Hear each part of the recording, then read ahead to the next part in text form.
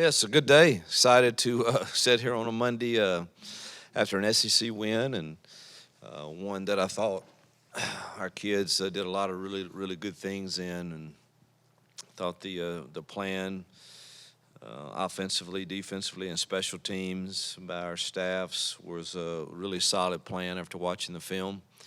And we had some good answers to things that they tried to do, and it was a team that had been very, very difficult to rush the football against in all the games they played, with the exception of the Florida game. And I thought we did that better than most have done in really several years against them. And I think Mark and them do a great job, and just really proud of our kids, because reality is down 10-0 with an interception that could have grown. A lot of teams, after going through the disappointments we've gone through in losing difficult games this year, could have easily said, "Oh my," and it could have gotten away from us. And our kids chose to fight, and I think it's a testament to the character on this team and what we're trying to build here. So very, very, very thankful and pleased with a lot of things that happened in that game. I know that, I thought it was a dominating second half from the start to the finish, with the exception of that one drive when we went up 2 scores. I started thinking, man, what we had totally just stoned them, for like every possession, and then all of a sudden we go up 2 scores, and is this the same team? What are we doing? And then, man, get down there and have the 4 down stops inside the 2 was just so encouraging and exciting. And I don't know if you know, I think there were 6 freshmen on the field for those 4 stops. So a lot to build on there. And I did ask our defensive staff yesterday in the meeting, all right, you got to tell me, like, what was there anything different? What did they try to do something different, or did we call different stuff? All of a sudden they start moving the ball, and the reality is, they obviously showed me the tape of it, and I mean, they completed a fluke 3rd down. The ball's wobbling like end over end, and that was the biggest play of the drive, and they popped a good run. But to see us get that 4th down stop was really encouraging, and the way we found a way to finish should help us build confidence moving forward into even more of a difficult stretch of games that we have coming ahead. I mean, Jarquez's performance, one of the best in school history. I think it's the most rushing yards against an FBS team in SEC play in history of Auburn, I believe, is what I was just told. I've got some great announcements coming earlier. It was the 4th most in school history, and his second half performance is the best in school history. So that's great for Jarquez. I think he took the lead in maybe rushing in the SEC after the game, I believe. I think he'll be announced as Offensive Player of the Week later on today, and also Tutal will be announced offensive lineman, and then Keldrick Falk, defensive lineman. So looks like we swept those awards this week, so that's good to see. And I think Jay Crawford is maybe national freshman of the week. He's getting better and better. So a lot of good things. Obviously excited for our fans. So many made the trip. That was pretty amazing to see. I've gotten used to it now. We have the greatest fans, and really excited to be back in Jordan-Hare after what seems like a year.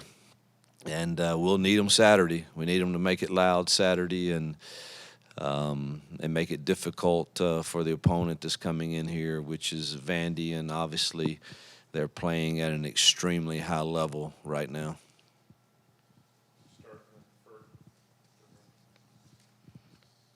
You talked about how you guys had more success running the ball than pretty much anybody had against Kentucky. I mean, I know you don't want to give away all the strategy and all that, but what do you think was the difference? Like why you guys were able to be as effective as you were running it against them? Well, the plan was really good, and then our kids executed it. And we've got really good running backs, but our O-line really played one of their better games, and we showed a few different things, but when it came down to it, truthfully, it was more.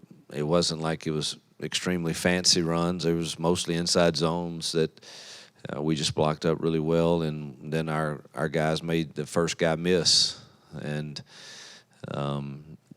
created some explosive runs. So, but it starts up front. The tight ends blocked one of their better games for sure, and our running backs, ran it really, really well. Peyton, when we called upon him to run it, had some nice runs too to kind of get a few first downs here and there. Two quick things. One, I guess just in your past experience, what makes Diego Pavia so hard to play against? And second, you mentioned Jay Crawford being freshman of the week. What have you seen from him this season do you think's made him such a good player as a freshman right away? Well, he's got talent for sure. We knew that, but it's a maturing process of learning how to practice and how to focus on the technique that you need with every given call. And we're still not perfect at that by any means, playing so many young kids and even our older kids. I mean, but he's getting better and better each week with, all right, man, I've got to play outside tip right here, or I've got to play inside tip here, or I need to play off here, or I need to play press bail here. All of that stuff's moving really, really fast for a freshman with the hundreds of different calls that you make. And then not to just mention the number of calls, but the call is based on, well, what do they come out in? And, we got to change that. I mean, they're in a tight formation. That totally changes the call.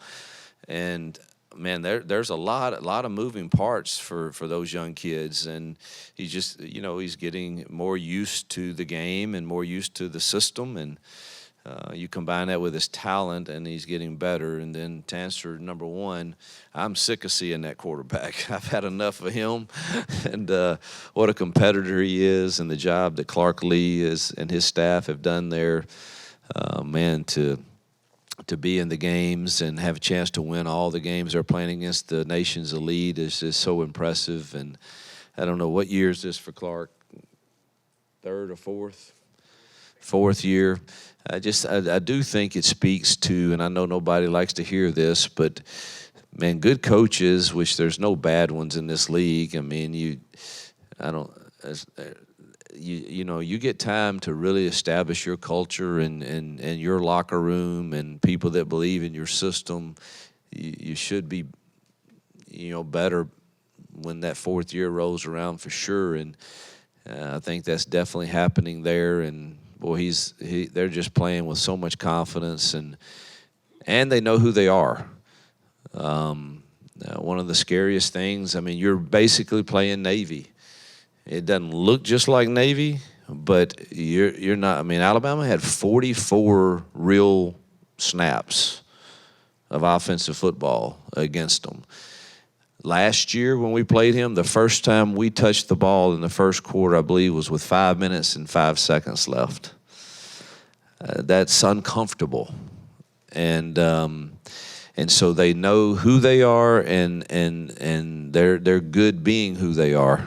And so, and then he moves and makes plays and is savvy and smart and tough, and again, makes everybody do their assignment on every single play, or you get burned, and it's 3 yards here even on a broken play, and then it's 4 yards, and it's 3rd and 3, and they get 3.5.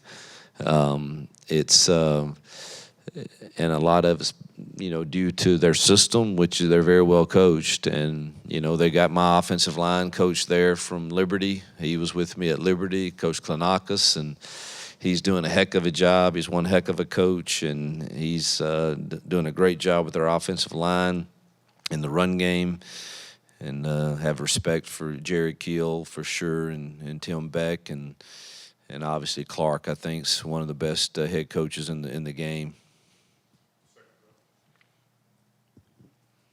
as important as field position is, I believe it's 3 straight games where your opening kickoff return is a penalty and you're starting 90 Did you see plus. my reaction on that this time? Yeah. Me and Tanner had a discussion on that one. But I mean, is it something that almost makes you think, all right, we're just gonna take the I've ball, begged get it to him. 25? Yeah, it was no more of that after that one, I assure you. We're not doing that anymore. If I have to start another possession inside the 25 because we have a penalty on a return, I think I'm going to I'm going to lose it now. You that has to stop.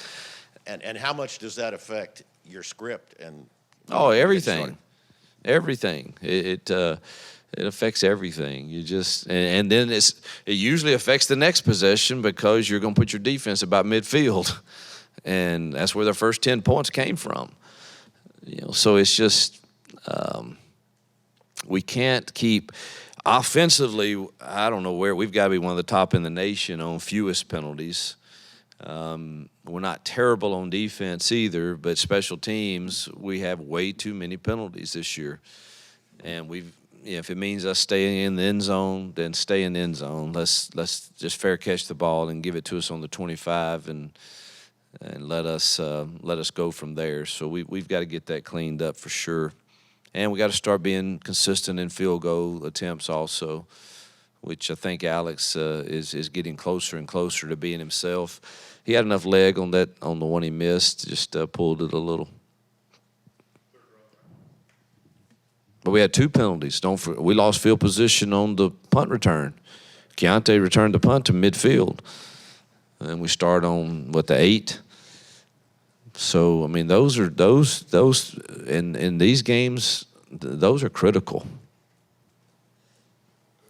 Hugh, a lot of pictures and videos of players and staff and even, you with just seemed like relief Saturday after you walk away with first SEC win. Is that the sense Saturday night and even coming into this week? It's like, all right, we got the one, and then the back half of the season's kind of wide open? To answer relief, yes. It's just I said this last week, and I mean it. I've just never experienced a season where every single game that I want to phrase this right so people don't misquote me or whatever, but every single game that we had a legitimate chance to win. You've watched them. We had legitimate chances to win like every game we've been in. Maybe not Georgia, but I think that one would have been really close too had we not given up that score right before half on that fluke, whoever he was throwing it to, and because we came out and we stopped them and then we scored, and the score would have been 10-7 us. And I'd love to have seen that, but but every other one we had a legitimate chance to win. And I'm not saying that we should have won them or we're better, but we had a legitimate chance to win those, and not a single one went our way. And then some of the ways they ended were just like gut punches, and like we just haven't learned how to win yet. And so I told them at halftime it was time for them to experience what it's like to find a way to win, and that's where the joy came from. Truthfully, is. Again, I just mentioned how many freshmen we were playing on that last drive there defensively, and so it was the joy came from seeing them get to experience what it's like to finish a game.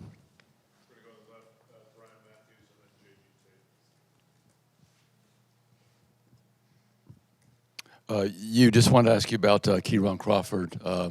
Looked like maybe he had some struggles early, but maybe turned a corner. Best game he's had here by far.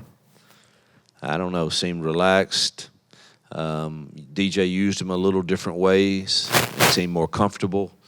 And, Keldrick Fall got 2 sacks and is going to get player of the week. And obviously we love Keldrick. He's the most solid player we have. But the reason he got both those sacks, if you go watch the film, is Keyron Crawford flushed him right to him. So I thought it was Keyron's best game for sure. Hey, offensively, you start that game pitching the ball around and really not going anywhere. Did you kind of feel like here we go again? Or were you thinking about, hey, maybe we're going to start gapping him in the run game?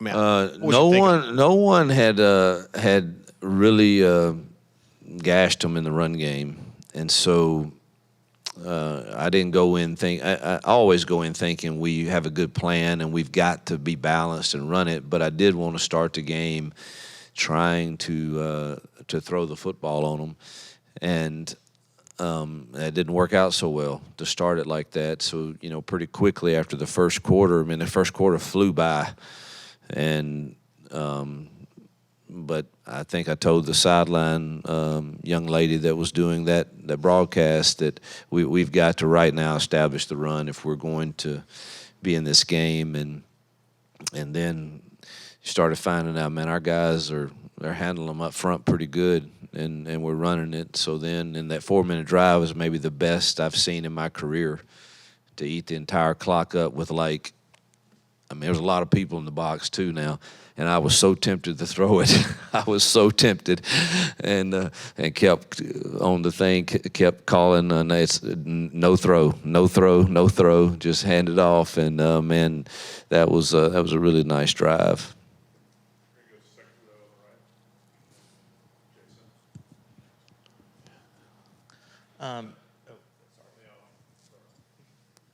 Coach, solid performance from Peyton. Still some instances there where there might have been a lack of situational awareness from him.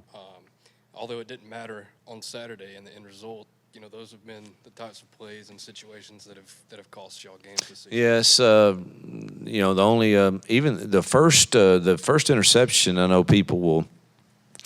But truthfully, we had a young man run the wrong route that it should have gone to him.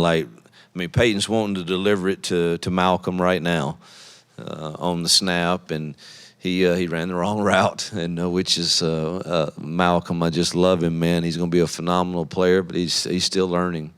And had he run the right route, the ball would have been out, and he came back to his progression and was a little late to it. And then I thought the guy running the progression should have shaved that route back to him.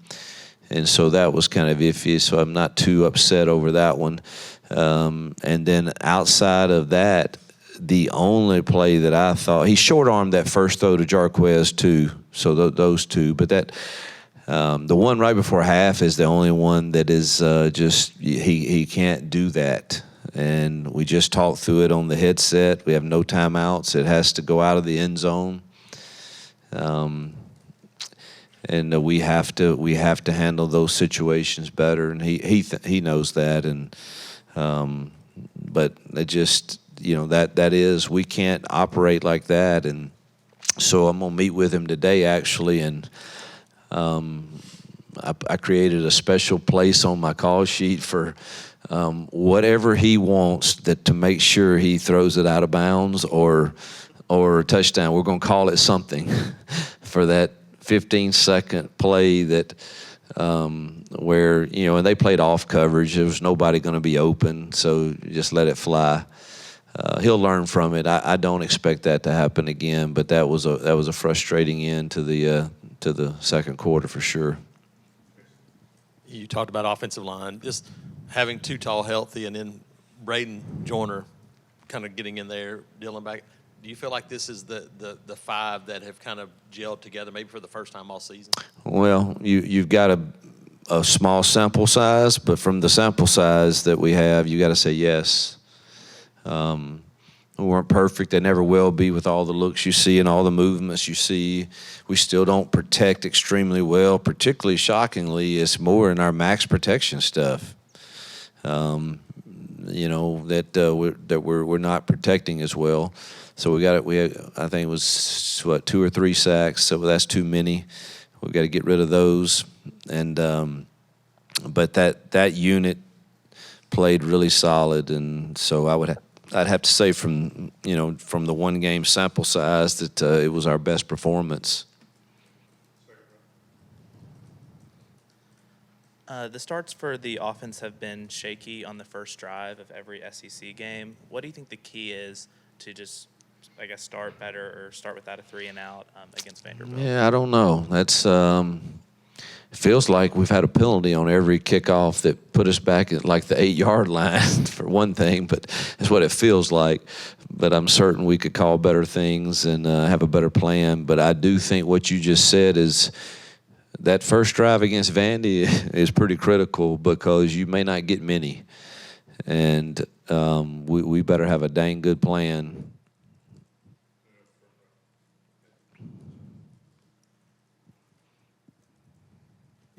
Going back to Pavia, I mean, is this a situation where you talk to your team and try to motivate them based off of last year's result, or do you just kind of let the game plan play out since a lot of these guys were on the team last year? Yeah, no, we're going to tell them the truth.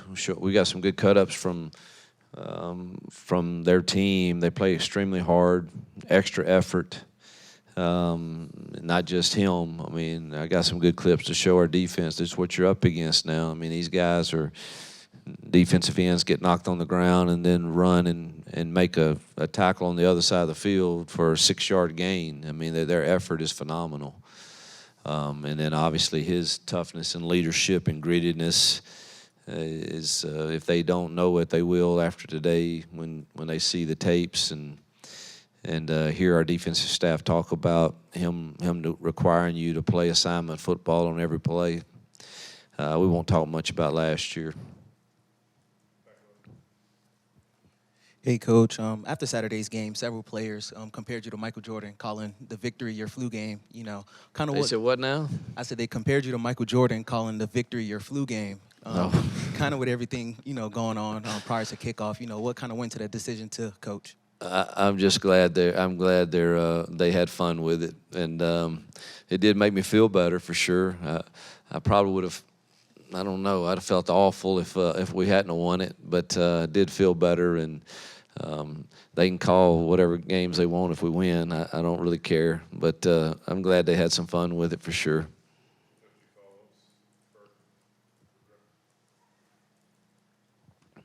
I want to ask you about Dorian. You guys pick him up in the portal this offseason. He had a monster game this past week. He's had a really good season so far. Just what has he brought to y'all at defense, that linebacker spot? Maturity.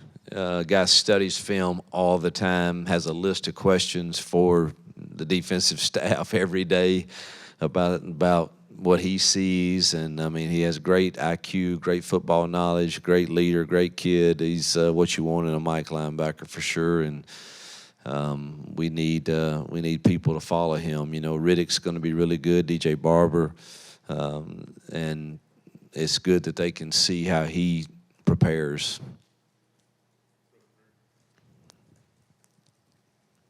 Hugh, a lot of talk about the Vanderbilt offense, Diego Pavia, and what they can do on that side. But what challenges do they pose defensively that maybe you guys could try to take advantage of Saturday, whether it be throwing, running, whatever the case may be, Vanderbilt's defense? Yeah, I've watched a good bit yesterday, more this morning. Really impressed with you're going to look at them and you're going to say, all right, we have faced maybe better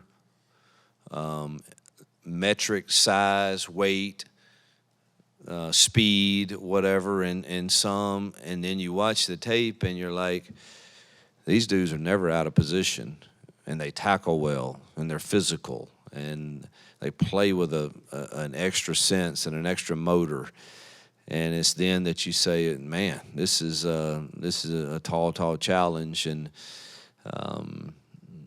I think Clark's back calling it, and are definitely heavily involved, and he's that's his forte, and he's done a really, really nice job against some of the.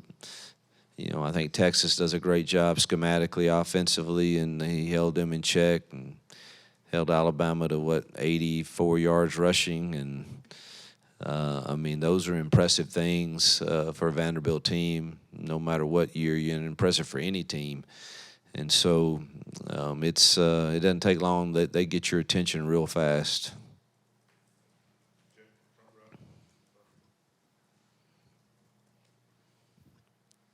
Hey, Hugh, as far as Keontae Scott goes, he didn't play on defense, I don't think, the other day. Is Yeah. that an injury thing, or is he just Yeah, passed out? he tweaked his ankle Wednesday, and things were going pretty well, and just felt like, man, let's try to get him healthy for the stretch run. That was it.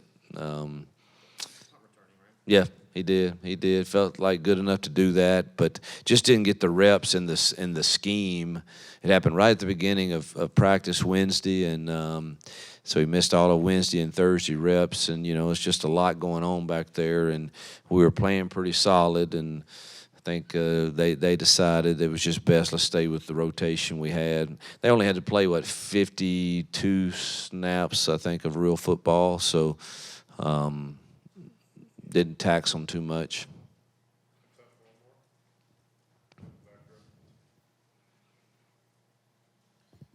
Keandre Lambert-Smith gets another one. That's 7 on the year from him. When he was at Penn State, he had a few 4 touchdown seasons. But I'm interested, you and your staff, when you were in the portal looking for receivers, what stood out about him, and did you have any idea he'd be this productive, especially in scoring touchdowns for you this year?